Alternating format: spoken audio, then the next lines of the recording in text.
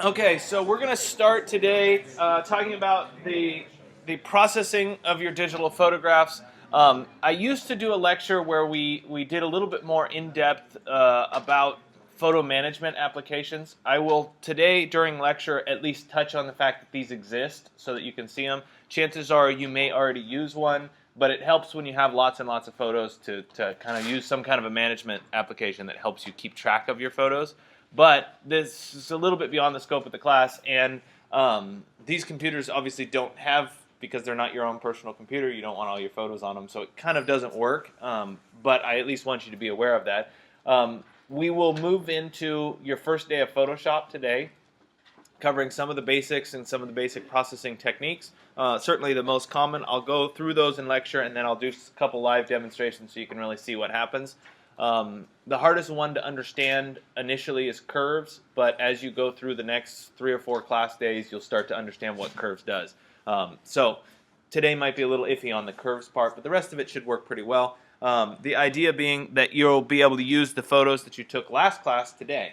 So you didn't actually have to post anything last class. You didn't have to write any comments for last class. You just had to go take the photos. Today's when you'll need them. So if you were gone or you didn't take your photos, you'll have to run out and take some photos so that you can use them or borrow some from your neighbor. Yeah? When do we start doing the comments? Are we supposed to have already started commenting?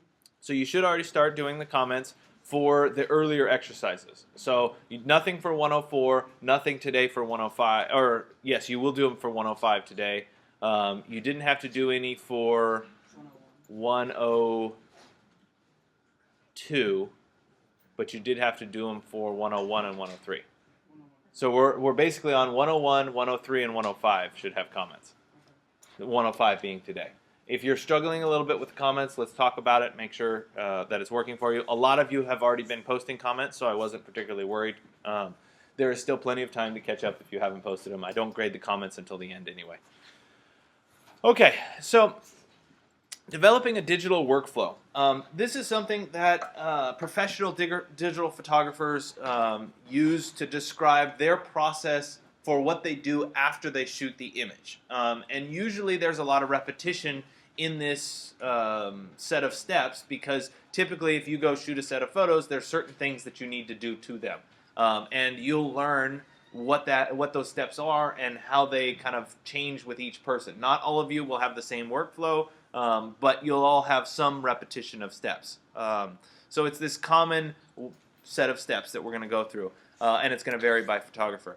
There are some key components. It usually begins with going out and capturing the images, so you obviously have to have some images to work with. The next step generally involves downloading the images onto your computer into some kind of organizational structure so that you know where the photos are. A lot of times we'll use a specific software package to do that. Then we'll post-process the image. Depending on who you are as a photographer, there are certain post-processing things that you will almost always do. Myself, I almost always do levels adjustments to every photo that I take because I generally need them. Some people need more adjustments, some people need less adjustments. For me, and doing a levels, I can do a levels in about 2 clicks, and I know exactly what I'm doing, so it's a really fast process. You can even automate some of those processes. And then finally, you're going to output your selected photos. And depending on who you are, this is maybe just putting them on Facebook. It may be something a little bit more in-depth. It may be making a book. There's a wide range of what output really means. And we'll talk through that a little bit as we go on today. So the question is, do you already have a workflow? My guess is that you already have some kind of a workflow, right? Even if it's as simple as I took a photo with my phone and I'm going to post it to Instagram, right? There's a little bit of a workflow there. I took the photo. After I've taken the photo, I either bring it into Instagram or I took the photo in Instagram. Then I might apply a filter to it, right? And then I post it and I write a little comment about it, right? And then I wait for all my friends to say, oh, I like it, right? Which they all do anyway. So there is a workflow to that. Right? And so if you recognize that that is in fact a workflow, the same process can extend to photos that you take that you might be wanting to print or whatever. The workflow might be different, but it's the same thing. Right? So it's always helpful if you understand what type of post-processing typically do you need to do. Right? So I understand that I almost always have to do a levels adjustment. So I know that I'm going to be doing that, and I'm always looking for that in a photo. So before I publish an album or something, I always go through and make sure all of them have had that adjustment done to them because I typically need to do it. Sometimes you can automate some of these steps, and that can improve the speed with which you go through this. And the other thing to consider is how are you going to use your photos. If you're just posting photos to Instagram, the quality doesn't matter too much. Chances are they have a filter on them anyway. But if you're going to go print a poster, the level of detail that you need and how you post-process it might make a difference, and you want to be aware of that. So in terms of what software do you use to do this post-processing, there are a variety of choices, and I'm going to walk through them. We're obviously going to use Photoshop today as our primary processing engine, but you have to think about a few things. One, are you on a Windows computer or are you on a Mac computer? The software options are different depending on what you typically use. Is it your personal computer? Is it a lab computer? Or do you want to use some kind of an online piece of software to do this? Generally, the easiest thing is to do it with your own personal computer because you dump the pictures onto your computer, they live on your computer, you can work with them, that sort of thing. A lab computer is really hard unless you're doing one image here or one image there. So it's going to vary a little bit. The other thing is the types of edits that you perform to the pictures. Are they going to be destructive edits? Are they permanently changing the image? Or are they non-destructive edits where you're basically laying layers over the top of your image to make it better? Right? So there's two different ways of editing. And is it going to be free? Usually free works from 0 to about 10,000 pictures. If you have more than 10,000 pictures, generally you're moving into the professional realm where you need a little bit heavier duty software to handle it. Okay? So let's talk through what these options are. The free options that are out there right now, I apologize, this is a slightly dated image of it, but it still exists. Picasa, made by Google, is a very good free option that has a lot of built-in tools that will help you organize and do some basic post-processing of your images. But it's free, so that makes it a pretty good option. I would say it's very easy to use. It does allow you to organize by albums. It's really easy to publish to Google services because it's a Google product, so you can go to Picasa web albums and that sort of thing. If you're trying to export to something like Flickr, Yahoo product versus Google product can be a little challenging. Still doable, but it might take a little bit more. It is non-destructive in its editing, and it does have a few advanced editing features, but not that many. Right? So it's certainly not as good as Photoshop. Photoshop Express is an online, I think it's called Photoshop.com now. It's an online editor that gives you a lot of the basic stuff that Photoshop gives you. It's just like Photoshop Elements. Photoshop Elements is the one that's on your computer. Photoshop.com is just an online version of it. Photoshop Elements costs some money. Photoshop Online doesn't. Though what these companies do is they build it on a freemium model, which basically means they give you a bunch of stuff for free, and then they have a bunch of stuff that, hey, if you subscribe or you pay a little extra, you can have a little more. And that's not a surprise that they do it that way. So you can organize in albums online. Unfortunately, you're stuck to the internet, right? You have to be connected to the internet to access it, to use it. So it's not an ideal circumstance. Okay. Pixlr is another one, very similar in terms of online editing features. It's pretty easy to use. There's a bunch of presets, makes processing the images relatively fast. You can choose to save your image back to your flash drive. Recognize that these internet versions tend to be destructive. You upload your image, you mess with it, then you download your image, it's changed permanently, right? You could save your original before you edit it, but you're performing changes that are permanent to your image. You can't just uncheck a few boxes and get back to the original, right? iPhoto, anybody who's on a Mac has heard of iPhoto. It comes free. It is a very, very good, powerful application given away by Apple to manage your photos. If you're on a Mac and you're not a super professional photographer, you should just use iPhoto. It makes life really easy. It has a lot of advanced editing features in it.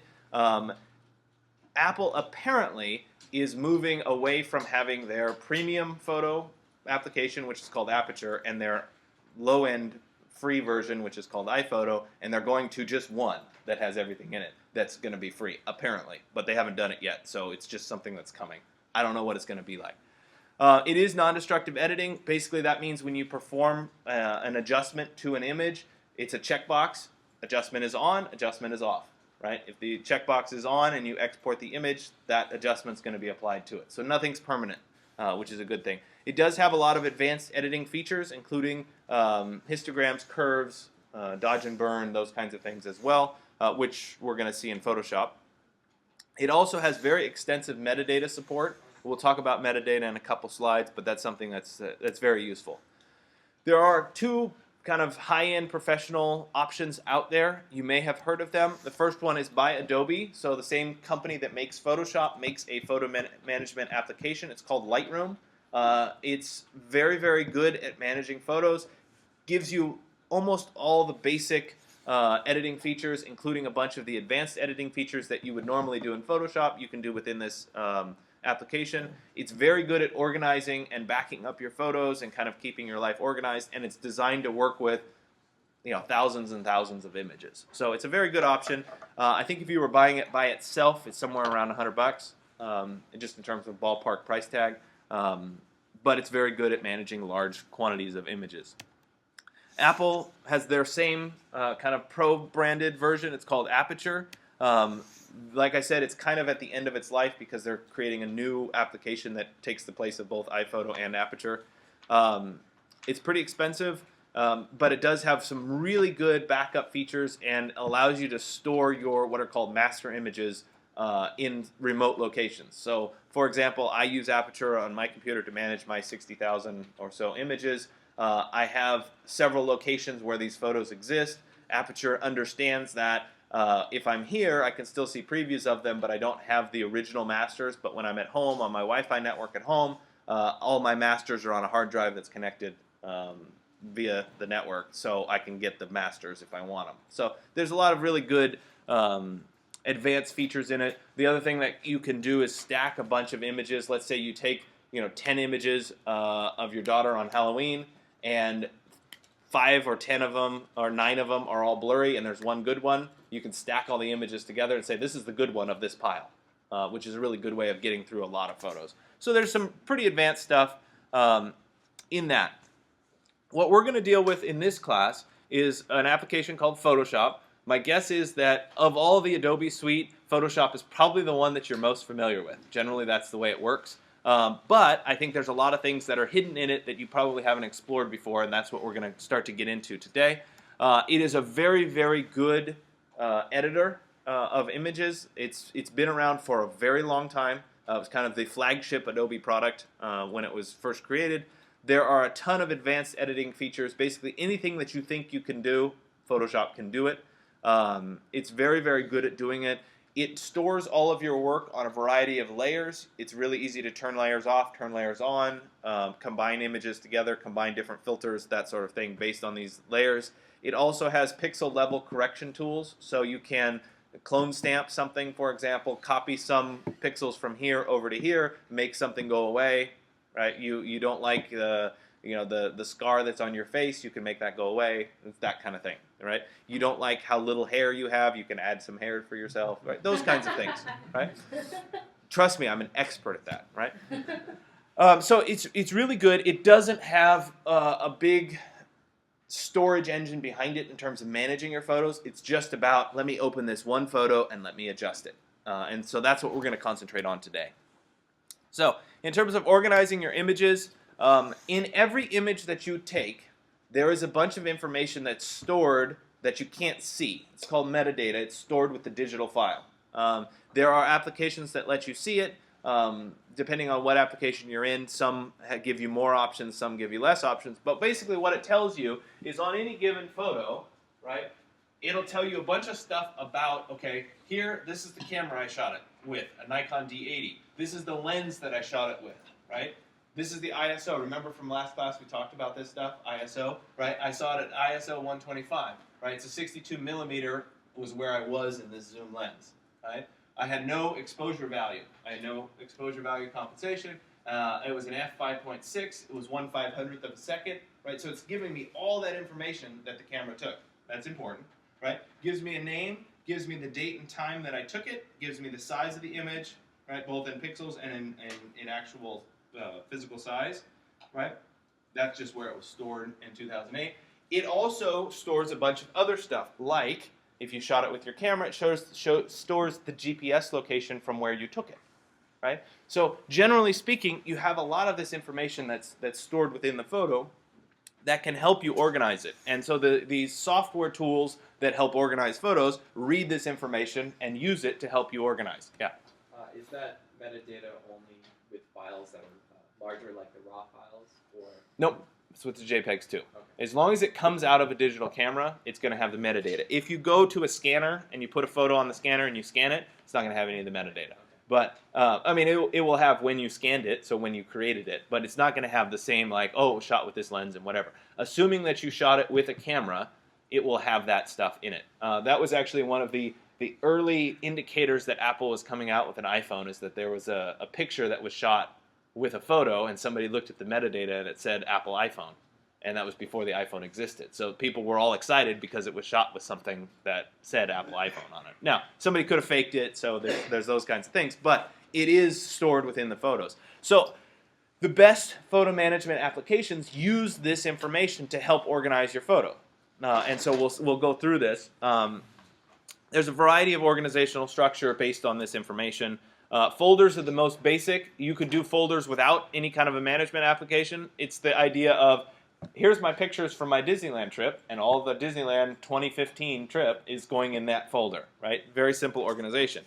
Albums is kind of the same thing, but it's usually done from within a photo management application, right? This is all the stuff that was shot in 2015 or whatever. It's like a photo album, right? The old school ones that you used to have physically and open, right? Which are almost non-existent now.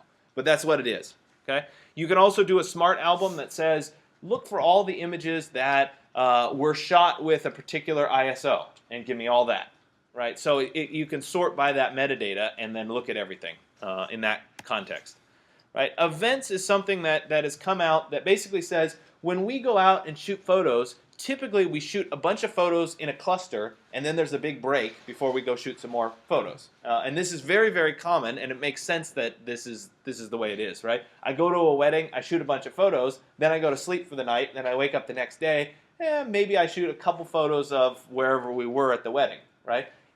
Because there's these clusters of photos, our software can organize your photos by these clusters, and you can specify the length of time that has to happen before the separation of events. But basically, it tries to say, hey, these all were shot together within a certain amount of time. Therefore, they probably all go together, and we might as well contain them together as an event. Does that make sense?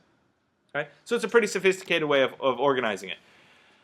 So the other way of organizing it is using facial recognition and tags. And so you're probably all familiar with this on Facebook because you tag your friends and that sort of thing, right?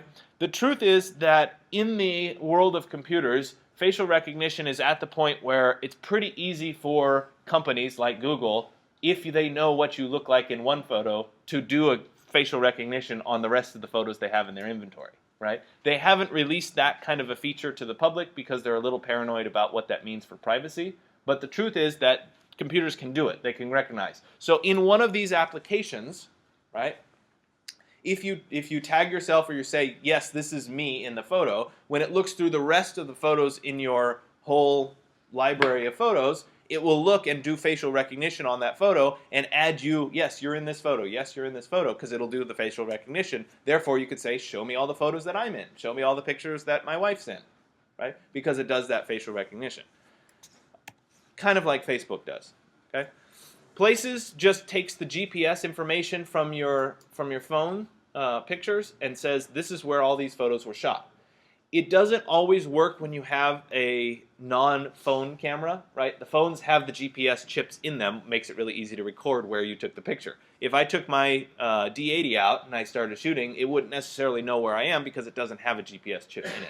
Some cameras do, some cameras don't, but it is a way of organizing your photos, right? So what are the typical adjustments that we would go through in a photo, okay? First one would be a crop and a resize of an image. And this is something, if you're shooting in high resolution, you can get away with shooting further away and then cropping down the road. So it might be that you have one large photo, you want to crop it down to be small. Notice that in this particular example, when I'm cropping, it gives me the rule of thirds, right, as a grid, so I can start to adjust my particular image to get what it is that I'm trying to look at, right? It does make the image smaller, right, which is something to be aware of. If you're cropping out 90% of the image, right, you're making the image a lot smaller. So if you're planning on blowing that up to be really big when you print it, it might be blurry. So you have to be aware of that kind of thing, right? But that's the idea. So you take the image, you crop it down, right? Same kind of a thing here. Okay. Next one is exposure, right? And this is if you have improperly exposed images, you screwed up when you shot the image, you can try to recover it, right? It's too bright, you can make the image darker. It's too dark, you can make the image lighter. Generally, it's much easier to lighten dark images than it is to darken light images, because unless you're shooting in RAW, when it's white or it's too bright, you don't have any detail that was captured by the camera, right? So if you shot in a JPEG, you guys remember that from last class, if it was blown out, if it was too white, and you try to make it darker, it'll still turn kind of a gray color and you won't get the detail back. If, however, you shot in RAW, it does have that information, and you can then adjust the exposure. So it makes a difference what you're shooting in. So it'd be something like this. Way too dark, right? You make the adjustment, and it becomes more what it should be, right? Brightness and contrast are very broad stroke adjustments. They're not something that you do very often. Basically, it changes the overall brightness of the image, or it adjusts the difference between the darks and the lights in the image. It's much better to do a levels and curve adjustment than it is to do a brightness and contrast adjustment. So we have something like this, right? We adjust the brightness and the contrast, and we can get the image on the right. Color and saturation, this is a lot like I was saying, if you shot an image and it was too blue, right, or if it was too yellow, how do you make that adjustment for the type of lighting conditions? You can do that same kind of an adjustment to correct for this white balance or white imbalance, I guess it should be said. If you want more saturation of color in the image, you can do that as well, right? You can convert an image to black and white or a sepia tone. Sepia tone is basically black and white, but it's brown instead of the black. And a lot of times people do this for a particular look of, we're trying to make it look antiqued, or we're trying to make it look old-fashioned, or we want to just distill out the color information and concentrate on the black and white. You can do all of this after the fact, and we're going to go through this today about how do you convert an image from color to black and white.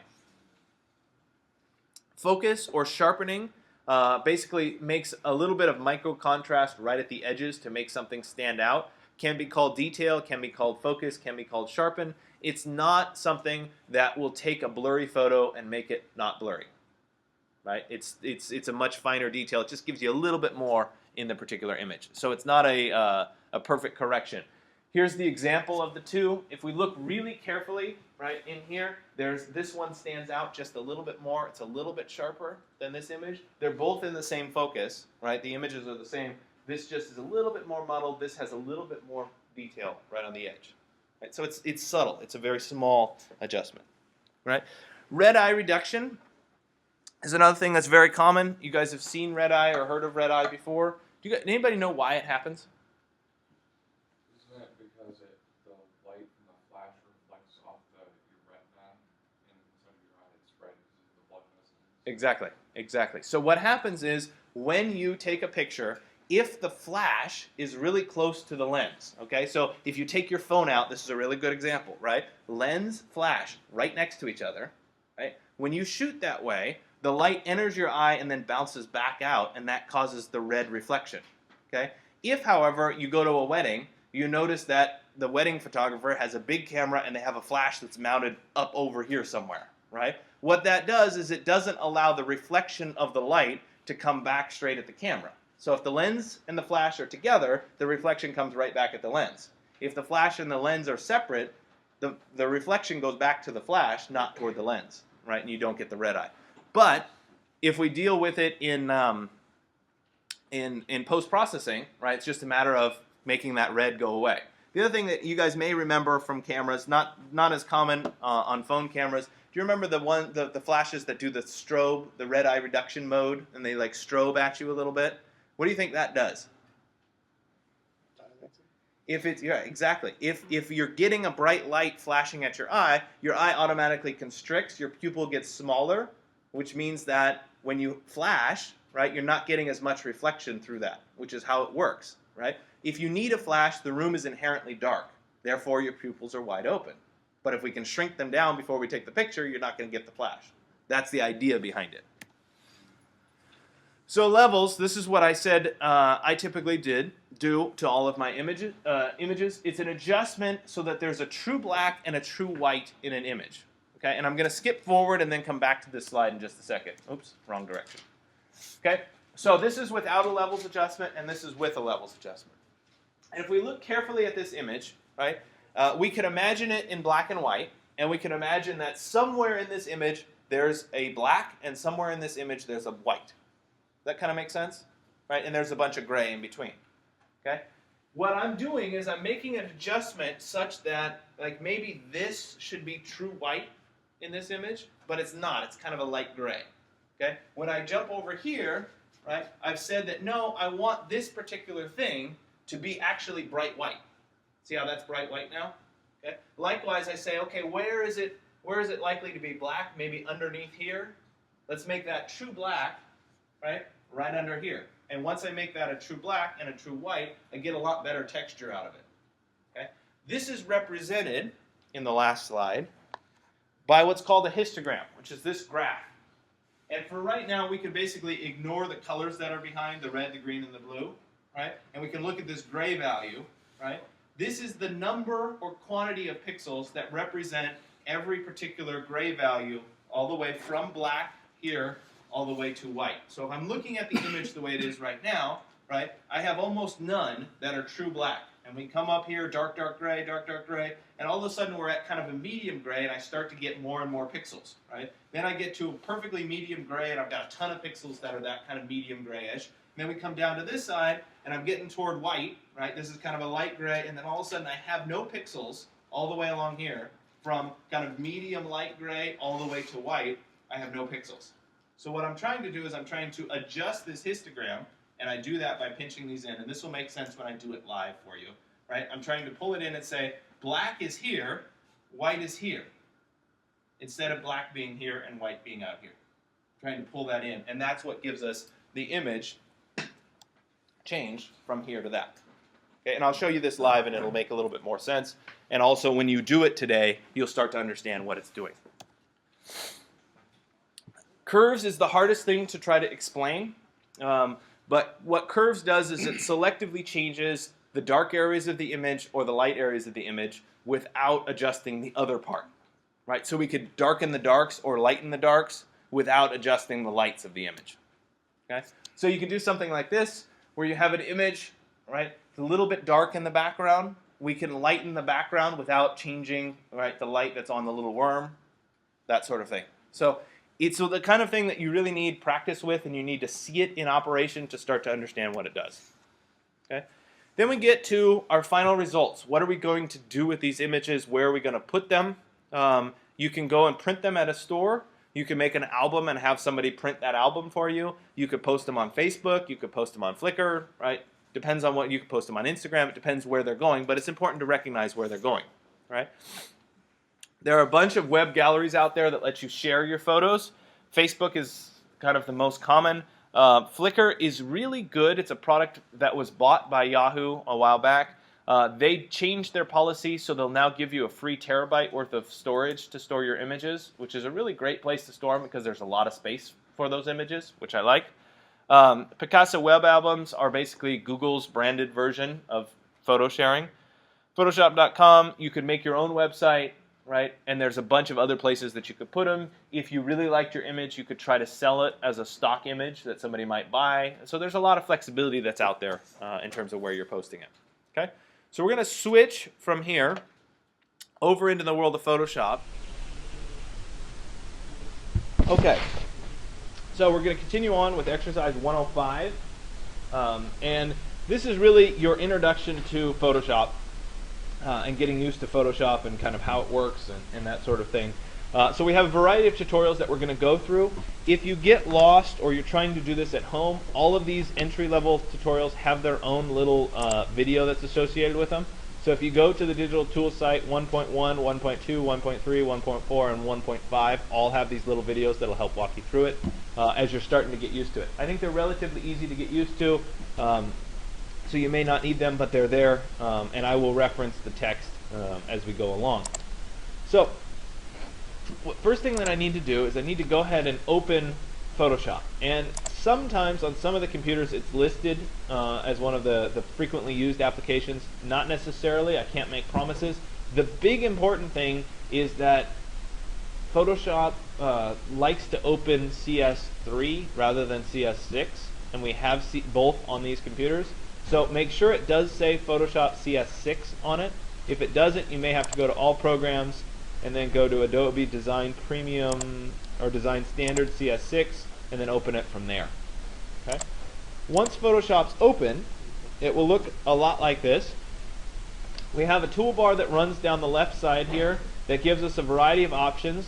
This is the Move tool. We have a Selection tool. The other thing to notice is that underneath these tools there's often a little triangle that means there's more than one tool hidden underneath it. So if I were to click and hold on the Selection tool or the Marquee tool, for example, I have a rectangular marquee, I have an elliptical marquee, I have a single row marquee, and a single column marquee. So I could use any one of those tools, but the default is the rectangular marquee.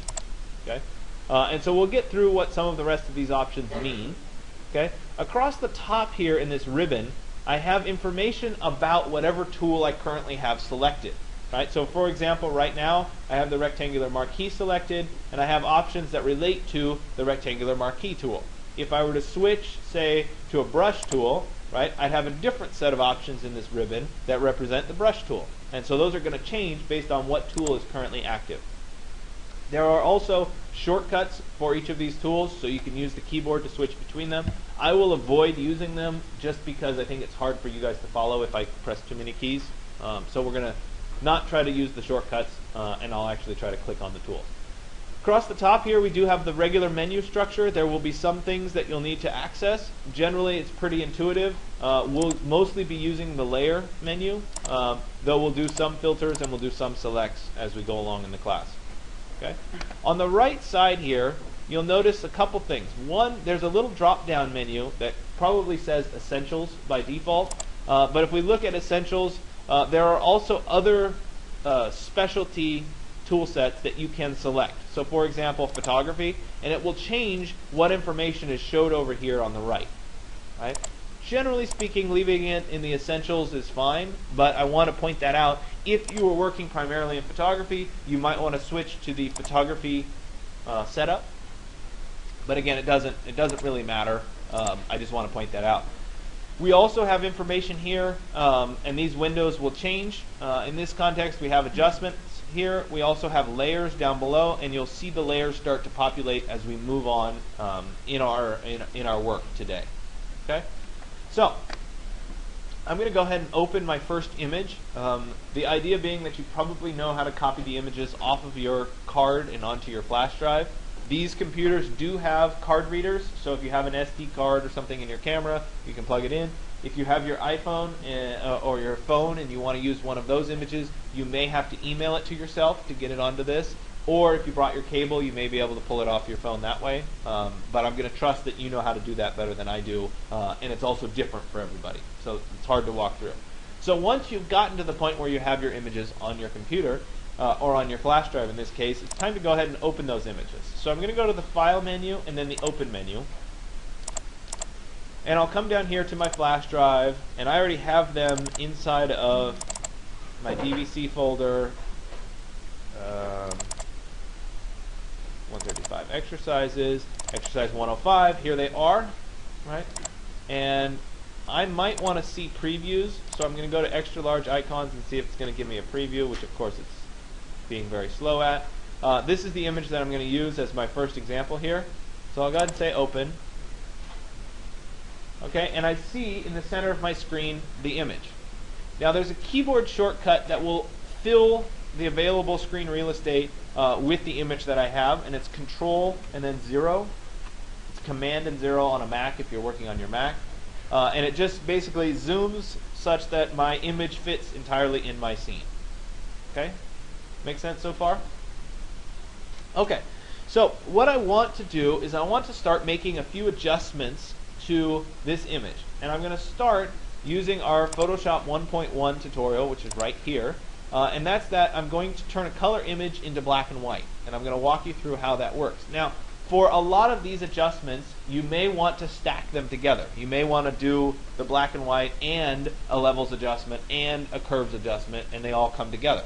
I don't care when you make your exports today and you post them, whether you stack the adjustments that you've made or whether you do a separate adjustment each time, but you're going to make a save each time that you do it.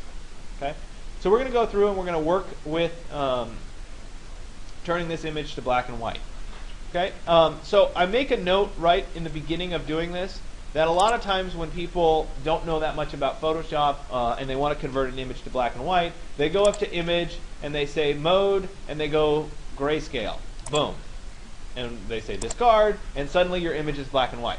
Okay? What you did in doing that is you chopped the size of your image in a third.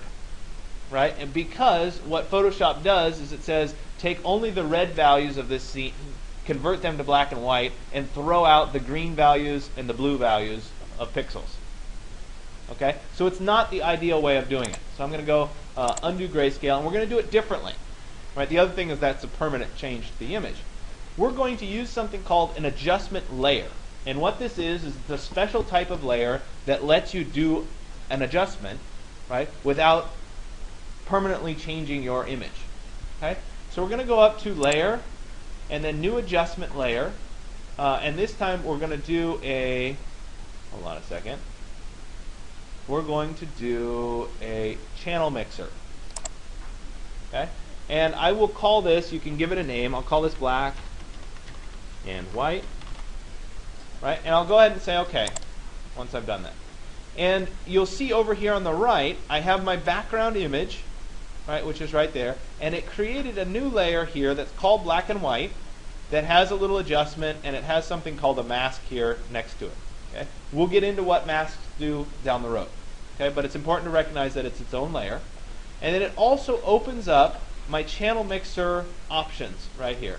And so inside of the channel mixer options, you'll see a checkbox for monochrome, right, which says make the image black and white. And so if I check that box, you can see that it will preview and show me the image in black and white. I can also turn on and turn off the layer, which will convert it from a color image to a black and white image. Right? So I'm not doing anything permanent. Okay? The next thing that I'm going to do is I'm going to look up here where it says preset, and right now it says custom. Okay? But I also have a bunch of presets that I can use. Black and white infrared, black and white with a blue filter, a green filter, an orange filter, a red filter, and a yellow filter. Okay? These sets of options mimic people that would go out and actually put a filter on the lens of their camera when they shot in 100% black and white. Right? In reality, none of us actually shoot in black and white. We go shoot in color, and then we convert it after the fact. So the good news is we can play around with which one of these options looks best. So we can start with the infrared, and we can see that it makes a subtle change to our image. Right? We can go with the blue filter, and we can see that it changes. Right? We can go with the green filter, and we can see that it changes yet again. We can do the orange filter, the red filter, right, and the yellow filter. And what happens here is we're trying to pick which one looks best to our eye. And as you go through and adjust those options, you'll see one stands out and looks a little bit better than the others. That's the one you should pick. Right? So there isn't a right or a wrong answer. There's just you'll have to go through and try, kind of see which one looks right. Okay? Once you're done with that, there's a little double arrow here up at the right. You can click on that, and the little options go away. And this lives on its own layer as a black and white layer. Recognize that there's a little eye here next to your layer. I can turn on and turn off that adjustment so I can see it with and without very, very easily. Okay? That's the advantage of using an adjustment layer for this particular purpose. Okay? So I'm going to continue on, and I'm going to do Photoshop 1.2. I'm going to stack up my layers, and then I'll do the saving at the end. Okay? Because we're going to save each version instead of doing it as we go along. Okay? So I'm going to go ahead and stack up and do the next layer. So I'll turn off this layer and come back to just my color image before I do this adjustment layer. And this time I'm going to do the same thing, and this is going to be a levels adjustment. So I'm going to go up to my layer menu here, and I'm going to go to new adjustment layer, and this time I'll pick levels. And you can see there's a bunch of adjustment layers here. Right? I'm going to pick levels, and we can call this levels, that's fine. And I'll go ahead and say OK. And I get a different adjustment look here. Okay, so before I had the channel mixer, which gave me these little sliders and some presets, etc. When I'm on the levels, I get that histogram that I was talking about. Okay, so in this particular image that I'm looking at, right, I don't really have a true black anywhere in the image. This down here would probably be the closest thing to a true black that I have in the image, but it's really a dark gray, and it's probably represented right about there. Okay, I do, however, have almost a white, or a true white, here is where the sun is in this particular image. It's a very bright white. So my histogram value, or my distribution of pixels at various colors, right, the white is almost to the end, right? The black, however, isn't there. So what I'm going to do is I'm going to drag this little triangle here over to where the peak starts to happen. Okay? And we can see that I took my image, right, from being kind of washed out to having some deep shadows. It's always harder to see it on the projector than you can on the actual screen or in the video later on. But it makes a pretty dramatic difference to what this particular scene looks like once you make that adjustment. Okay? I'm going to depart here for just a second, and I'm going to open another image and show you another levels adjustment. This one. All right, here's another one. Let me go to a layer, new adjustment layer, levels. Right, sometimes it helps to reinforce. Okay, this time again I have clouds. I should pick one without clouds, right? But the black point needs to move over, so we'll pull that over. Right, I could pull the white over just a little bit, and we can see that it makes a difference in that image as well. Can you guys even see that on the screen? See it raised? Oh, how nice. I knew it was too good to be true that the projector worked today when I came in here. All right, let's see if we can get it to update. There you go, right now. Yeah, but I screwed it up. Hold on.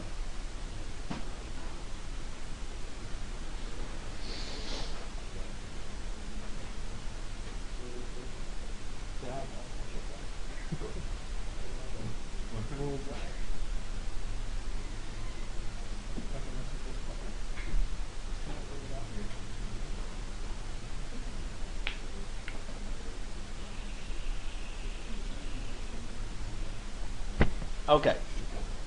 So maybe, yeah, we can see it now. When I do that levels adjustment, it kind of brings out the definition of the rocks a little bit more. Right? It just helps a little bit. I'll do one more as an example. Pick this one. And I'll do an adjustment. Layer, new adjustment layer, levels. Say OK.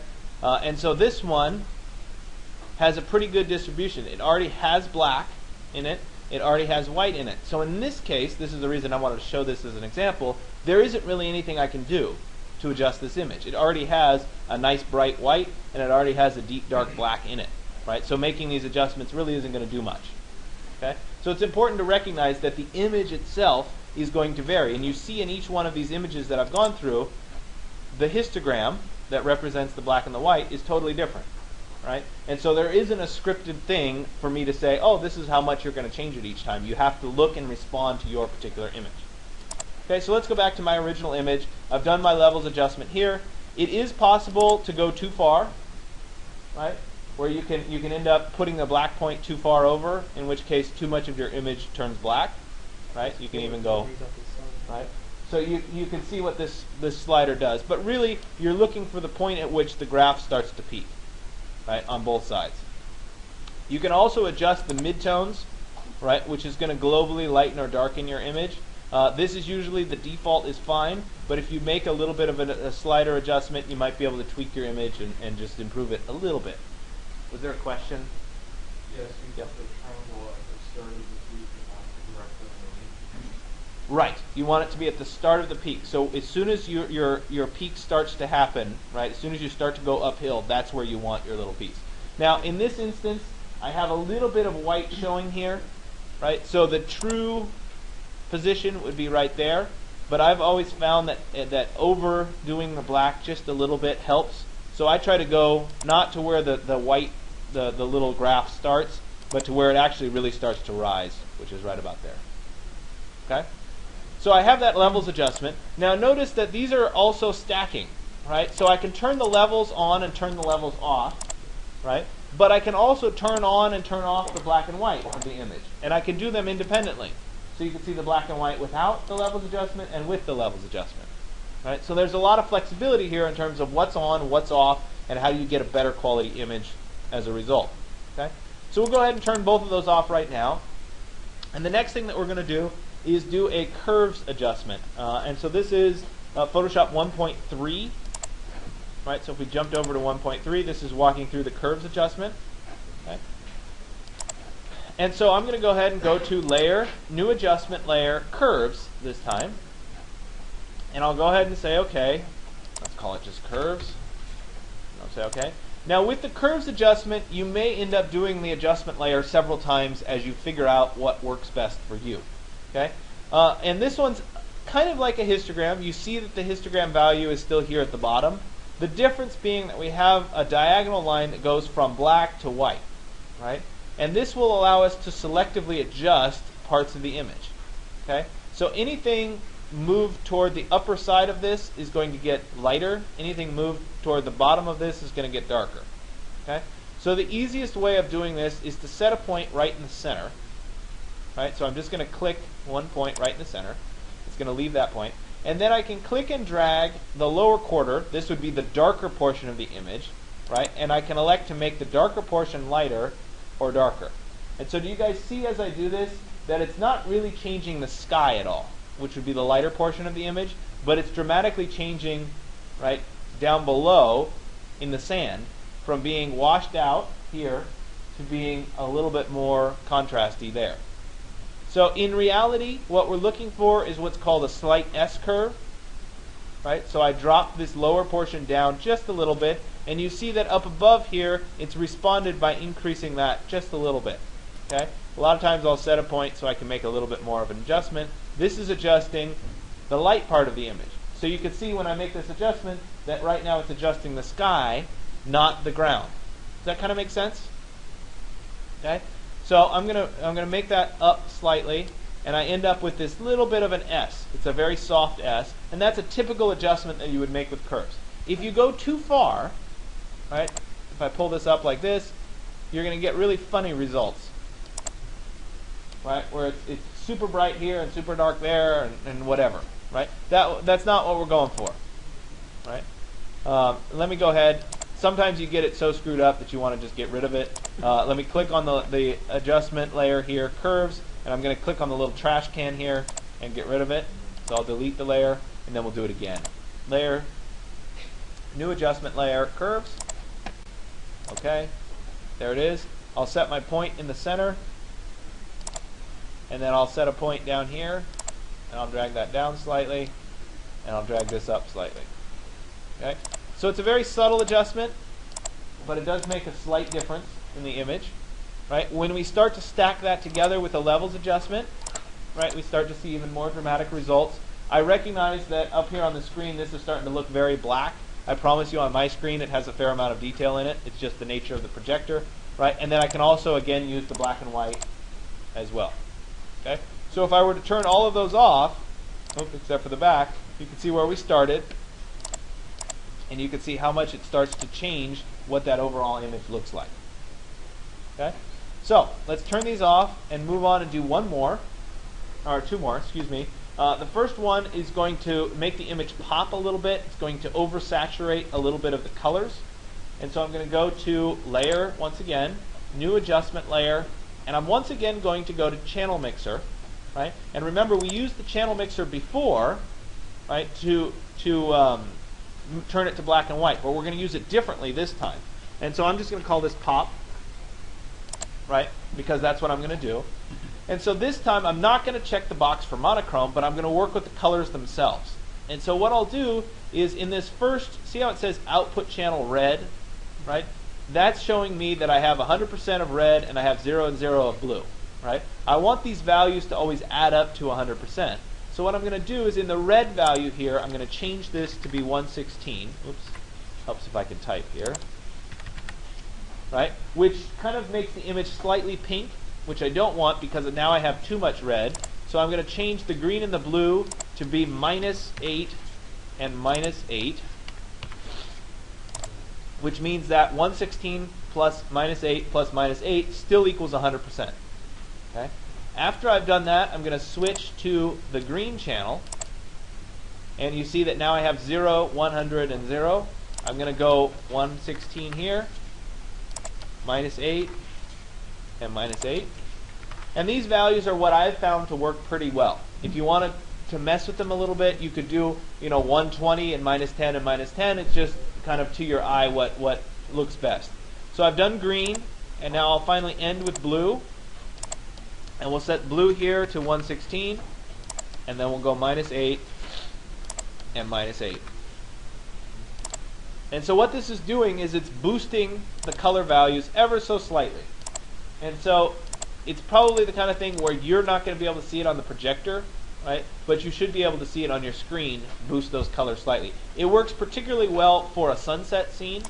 So if I were to go to let me open a sunset, something like this, and I did that same thing, I'd go to Layer, New Adjustment Layer, Channel Mixer, and I'm going to go with each of these channels. We'll start with the red, and I'll go 116, minus 8, minus 8, oops, minus 8, green, oops, way too high. So you can see if you mess with these colors, you can really skew the image, right?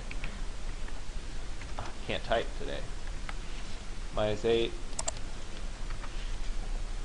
minus 8, and then we'll get to the blue at 116, minus 8, and minus 8. Alright, and so if we look at it, yeah, you guys really can't see it. You might be able to see it just a little bit if you look right in here in this orangey color on the screen. You can see it on the computer much better. But it boosts it. There it is without it. There it is with it. See how it boosts that color just a little bit. It's designed to be subtle, but it's to give you a little bit more color in something like a sunset or a really saturated color type photo. Okay, so that's pop. We'll come back here. I've done pop, and we're going to do the last one, which is called dodge and burn. And dodging and burning is something that's a holdover to the old days of when you actually developed photographs in a darkroom with chemicals. And so you could change the chemicals and selectively darken or lighten parts of the image because you added more chemicals or you let it burn a little bit longer, that sort of thing, right? So you could deliberately do stuff with the chemicals. We're going to digitally do what they used to do in the chemical world, right? Good news is we don't have to wear gloves and we don't have to be in a room with red lights, right? We can do it without that. So dodging and burning is slightly different. Thus far, everything that we've done is with an adjustment layer. This time we're actually going to use a regular layer, and so the steps are slightly different. I'm going to go to Layer, and then New Layer, instead of an adjustment layer. We're going to call this Dodge and Burn. And we're going to we're going to go right here to Mode, and we're going to change that mode to be something called Overlay, right there. And I'm going to check this box that appears below it that says Fill with an Overlay Neutral Color, right? And again, this is all written out in Dodge and Burn here, right? Where it even gives you a little image that says change this to overlay, check the box, right? So you can follow this part along if you get a little bit lost. Okay, so it's called Dodge and Burn. It's overlay. It's checked for Fill with a Neutral Color, and I'll go ahead and say OK. And the image looks very different than my adjustment layer. Excuse me, the layer looks different than my adjustment layers in that it doesn't have a little symbol with a chain and then a white image. It's just a gray image. Okay? But we're going to work on this layer itself. So see how it's kind of highlighted as kind of a dark bluish color? Right? That means it's the active layer. And now we're going to come over here and we're going to use the Dodge and Burn tools. And so the Dodge tool is this it's kind of like a eyedropper shape. Where you've got a bulb at one end and a little protrusion sticking out of it. The Burn tool looks like a hand. Okay? We're going to start with the Burn tool. The Burn tool means make something darker. And so I'm going to burn the sky. I'm going to give a little bit darker sky. Now this allows you to use a brush when you do it. And so if we look at the ribbon here at the top, there's going to be a variety of options for us, one of which is going to be selecting a brush. And so we see right now there's a little star-shaped icon and a 9. If I click on the arrow next to that, right, I'll see that I have brush options. And there's a bunch of preset brushes, so I can scroll down and I can pick them. We'll eventually use this grass brush and whatever as we go forward. There's bird brushes. Anyway. We don't want bird brushes, we want actual regular brush. So, if I look at size, I want to increase the size, and so I'll increase the size over, and you can actually see that it shows a little circle that is the size. I want to go a lot larger. Maybe even larger still. Right? Yeah, something like that.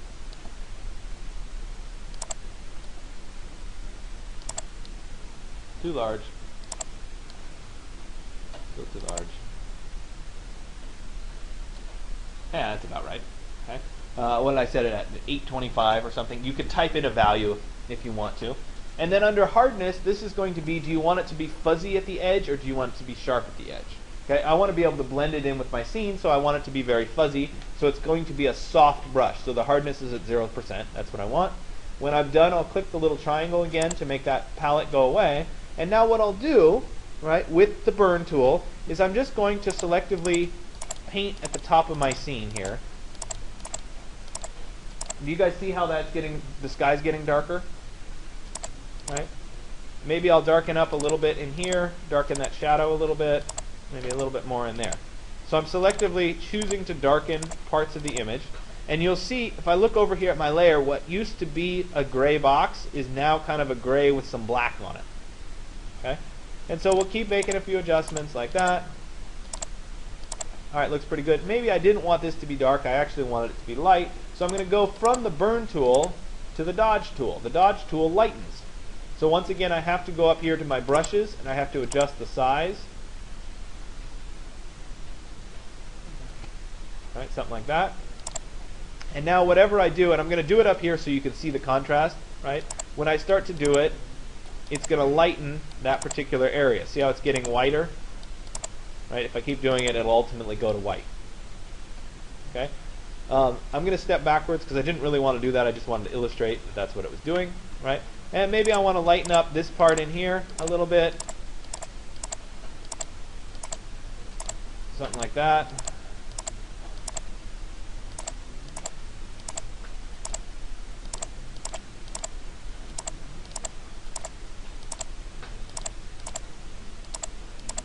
Like that. Okay? So I've played around with it. I made it a little bit lighter. We'll lighten that part up a little bit there.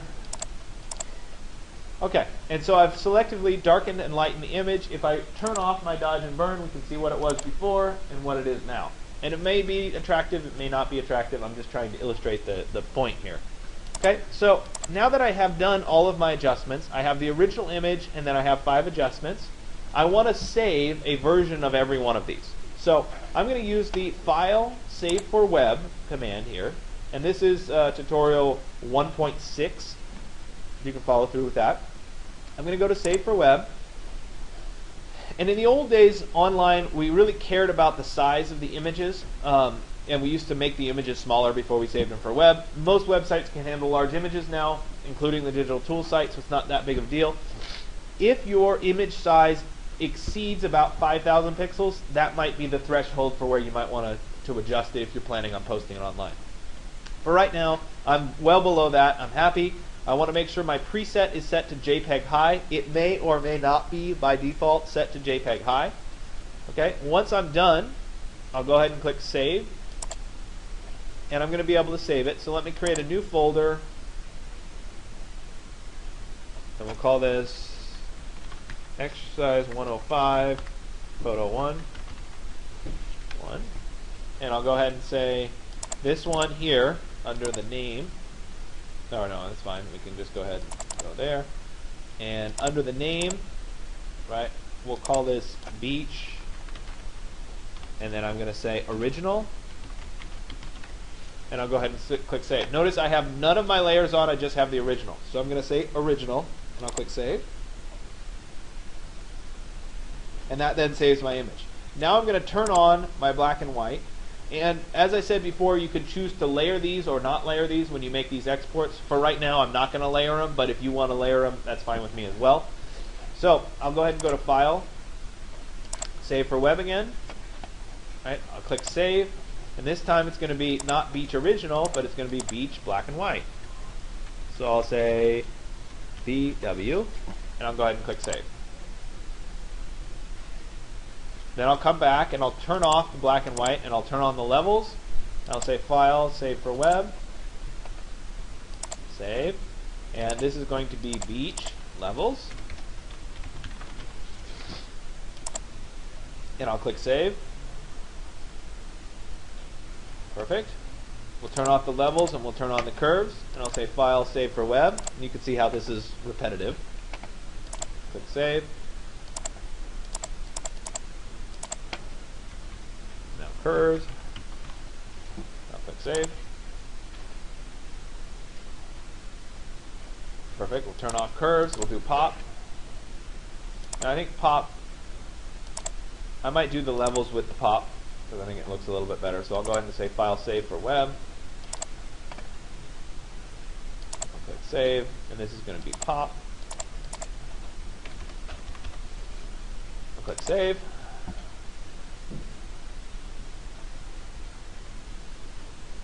And finally, I'll turn on my dodging and burning. I may turn off my levels, and I'll go ahead and go to File, Save for Web.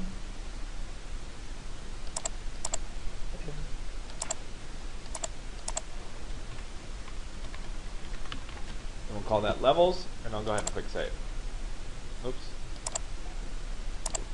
It would help if I was paying attention. Sorry. Not levels, dodge and burn. And I'll click save.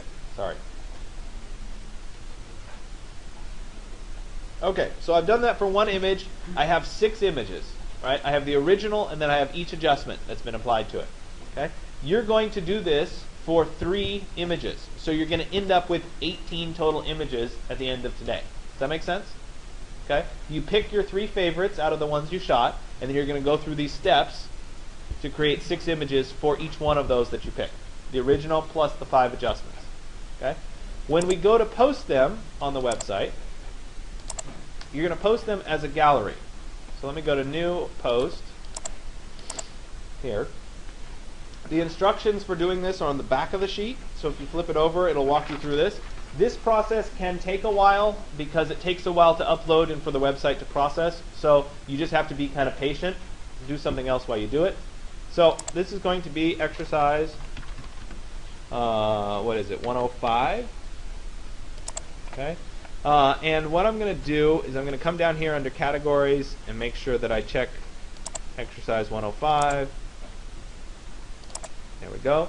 I'm going to look right here where it says format, and I'm going to change the button to gallery from standard. Okay?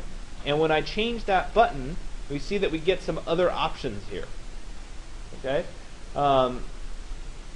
So I'm in the content tab, and I have the ability to add images to my post. I'm going to click on that add images to post. I also have the ability to turn on the slideshow. Right? So I'll go ahead and turn that on. And then I'm going to click on this add images to post.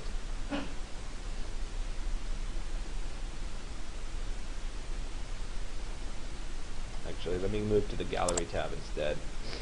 And I'm going to insert or add gallery images. And this works a lot like the uploaders that you've used before. Let me go ahead and select my files, and I can do all of them at once, though you may consider doing batches of 6 instead of doing all 18. Depends on when you're doing it and how many other people are trying to upload at once. There's photo 1, and we'll take all of these. I'm going to hold down shift and select them all.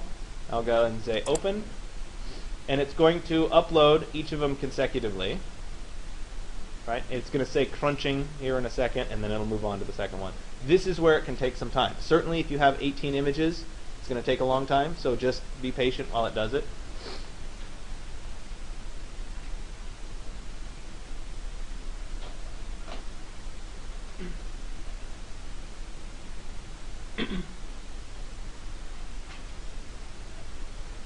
So bear with me while it does this.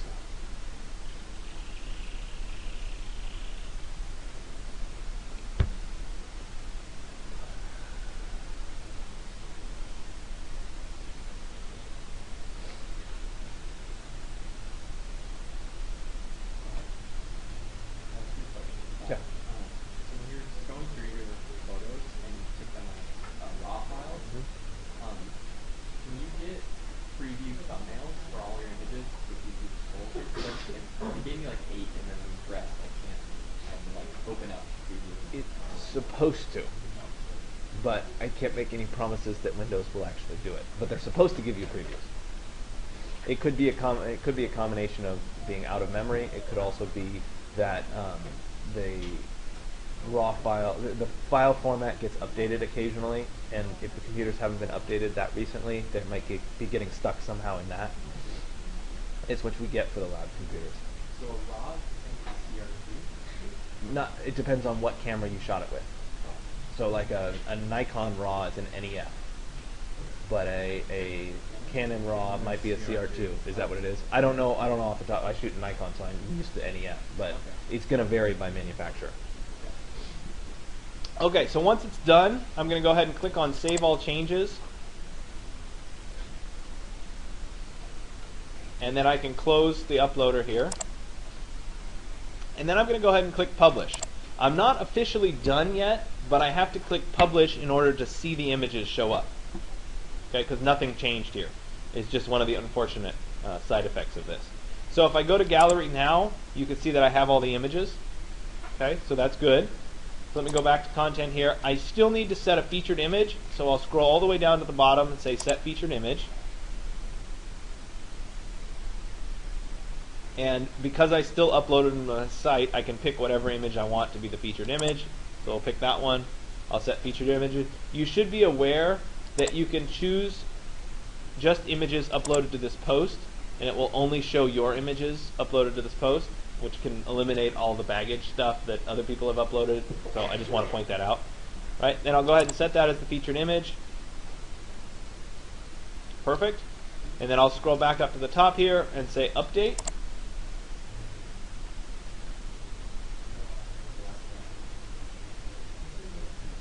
And then I'm going to go ahead and view the post and make sure it showed up the way I wanted it to.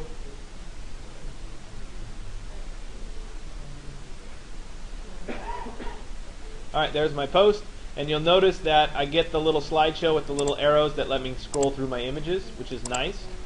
Right? Which is basically what we're after, to be able to go through all of your images. Make sense? Okay. So again, it may take a little while to get all 18 up, but you should be able to do it. Okay?